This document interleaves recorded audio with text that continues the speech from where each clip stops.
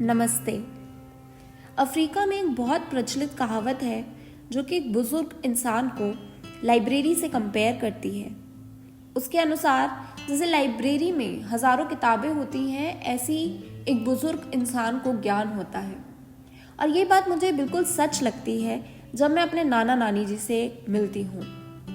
जब मैं अपने नाना जी से बात करती हूँ तो मुझे ये ज्ञात हो जाता है कि इतना सब जो उन्हें पता है वो मैं 100 किताबें पढ़ के भी नहीं जान पाऊंगी। तो कल मैं उनसे मिलने गई थी और मैंने उनसे एक दो वो सवाल पूछे जो मुझे लगता है बहुत इम्पॉर्टेंट हैं जानने के लिए, बट उनकी कहीं प्रॉपर डेफिनेशन नहीं मिलती।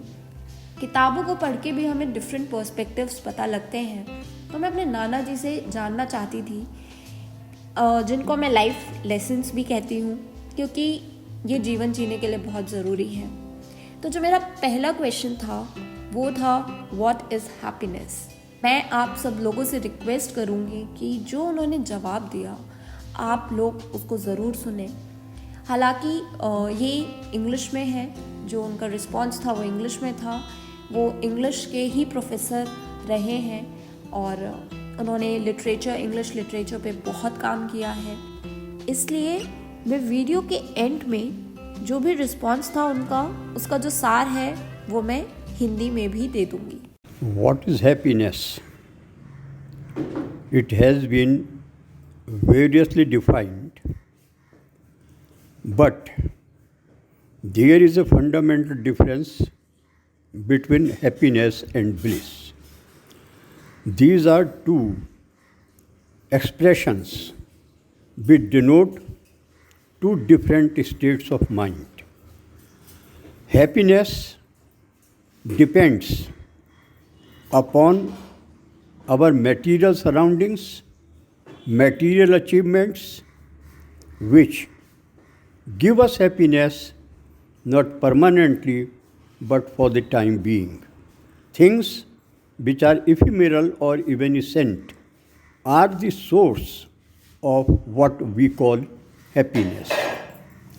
Whereas bliss is also a state of mind, but it is derived from our spiritual and metaphysical experiences, what Sri Aurobindo calls overmind consciousness or overmind realization.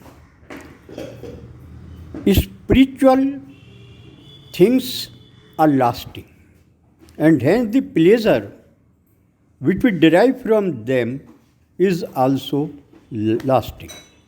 William Wordsworth experienced bliss, not anxiety, when he beheld the magnificent beauties of nature, the rising sun, the chirping birds, dancing flowers, and rhythmically rising and falling waves on the watery surface of the ocean. It is said that whether it is pleasure or happiness, we should not indulge in excess. There must be a balance. C.E.M. Joad, a renowned philosopher and thinker, once observed that we can get happiness from our surroundings, from our achievements, when we do enjoy them to a certain extent. But when we cross the limitation, we cannot derive happiness from them. So he said in one of his magnificent essays, The Secret of Happiness, do everything. If you want to be happy, do everything but a little. Walk a little, see a little, drive a little, love a little. Stop kissing the girl you love when you or she desire for more, because that is excess. So, happiness is not found in fulfillment, but in the aspiration to enjoy something, but not to the lasting point.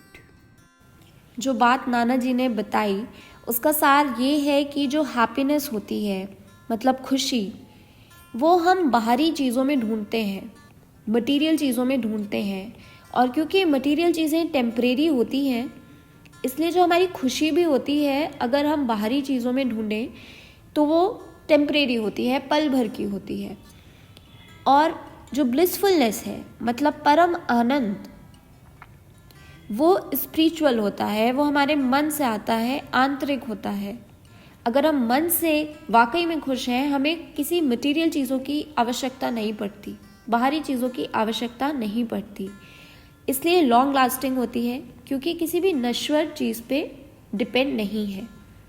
इसका example वो William Wordsworth द्वारा देते हैं। William Wordsworth एक बहुत famous poet थे जो कि नेचर के बारे में बात किया करते थे अपने कविताओं में। तो जब वो चिड़ियों की चहचहाहट सुनते थे, पानी का गिरना, पानी की आवाज़, पेड़ों का हवा में झूमना, ये सब चीज़ें उनको खुश कर देती थी। और ये सब चीज़ें वो हैं जो कि लॉन्ग लास्टिंग है, ये ऐसे ही ख़त्म नहीं हो जाएंगी। तो इसलिए जो खुशी की प्राप्ति उनको उन चीज़ों में मिलती थी उसको वो ब्लिसफुलनेस कहते हैं, और जो हमें मटेरियल चीज़ों में मिलती है उसको वो हैप्पीनेस कहते हैं। और जो एक और चीज़ उन्होंने बताई वो ये, क्योंकि खुशी हमें मटेरियल चीज़ों से मिलती है, पर किसी भी चीज़ की अति जो होती है, अगर हम माने कि हमारे पास बहुत सारा पैसा हो जाए तो हम बहुत खुश हो जाएंगे, ये गलत है। क्योंकि हर चीज़ एक्सेस में बुरी होती है। इसलिए अगर आपको खुश रहना है तो मॉडरेशन इज़ द की। हर चीज़ एक लिमिट में होनी चाहिए, और यही वो बताते हैं। एक दूसरा सवाल भी मैंने उनसे पूछा था, उसके बारे में मैं आपको नेक्स्ट वीडियो में बताऊंगी। धन्यवाद।